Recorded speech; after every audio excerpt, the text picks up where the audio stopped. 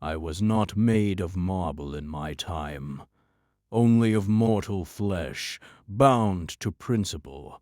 2.5 centuries have passed since I first stepped down from the presidency, not in retreat, but in hope. 2.5 centuries ago, I stood beneath a rising sun, not merely as a symbol upon a chair in Philadelphia, but as a question.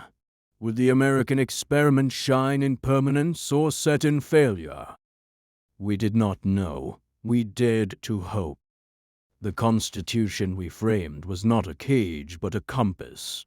It was forged not for kings, but for citizens, not to bind liberty, but to secure it. We wrote with quills dipped in the ink of compromise, and sealed by the solemn weight of oaths, not ambition. Ours was a republic, born of deliberation, restrained by checks, refined by law. A system of ordered liberty where power was divided by design, not to slow progress, but to prevent its corruption. 3 branches, each jealous of its authority, held in balance not by trust, but by tension. I did not ascend the presidency with hunger for power, but out of duty to a cause greater than myself, the survival of this new union. And when I stepped down, it was not out of weariness, but of principle. We were not to crown a ruler, but to build a structure that needed none. Today I return not as flesh, but as voice.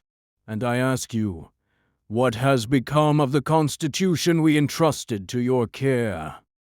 Do the branches still hold each other in rightful check, or have they twisted into tools for partisan conquest?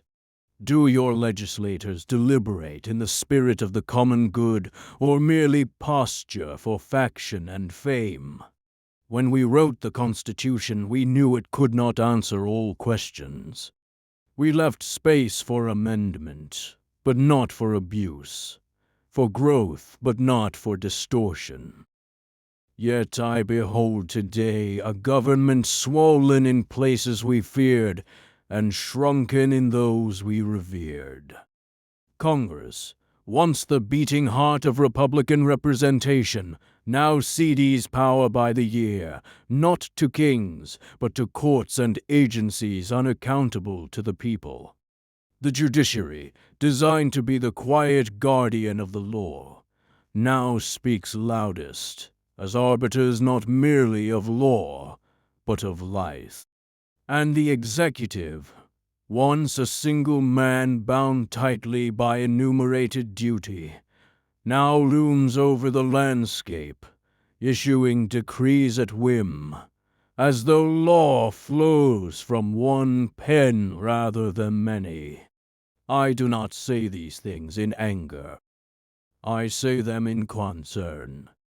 The Constitution has not failed you. It is you who have drifted from its moorings. You now debate not the wisdom of laws, but the legitimacy of law itself.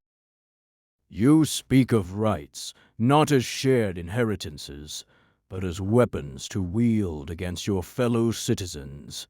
You hold elections, yes, but not unity. You shout of liberty and whisper of responsibility. Our Constitution was not made perfect. It was made possible.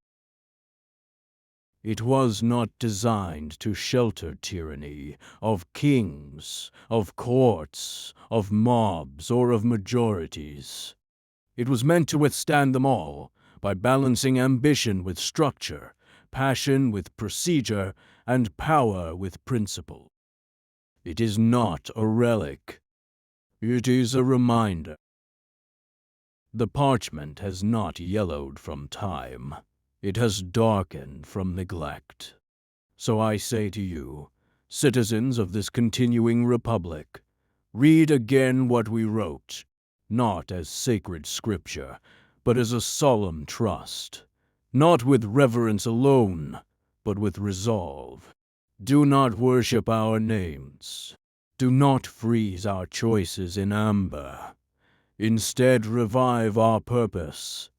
Renew the promise. The Constitution does not breathe on its own. It draws breath through your participation, your vigilance, your virtue. Let it not be said that you inherited liberty and left it broken. Let it be said, when the storm gathered and the Union strained, you stood fast and held the line, as we once did. The Constitution we framed was not a cage, but a compass, forged not for kings, but for citizens, not to bind liberty, but to secure it. 3 branches, separate, competing, accountable. That was our design, not for ease, but for endurance.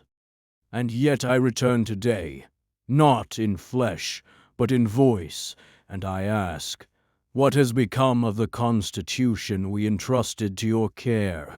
Do the people rule their government, or has the government learned to rule its people? By complexity, by confusion, by quiet erosion. The executive was to act, but not to reign.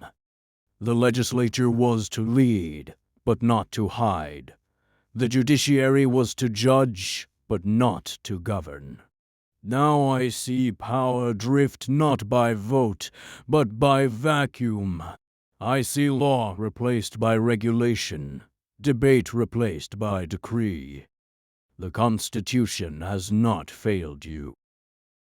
It is you who have drifted from its moorings. We knew the document was imperfect. We wrote it with hands still stained from compromise. But it was possible. It was alive. You must not merely revere it. You must revive it. Let it not be said you inherited liberty and left it broken. Let it be said you remembered who you were. The parchment waits, not to be admired, but to be applied. This is George Washington reminding you that freedom is not inherited.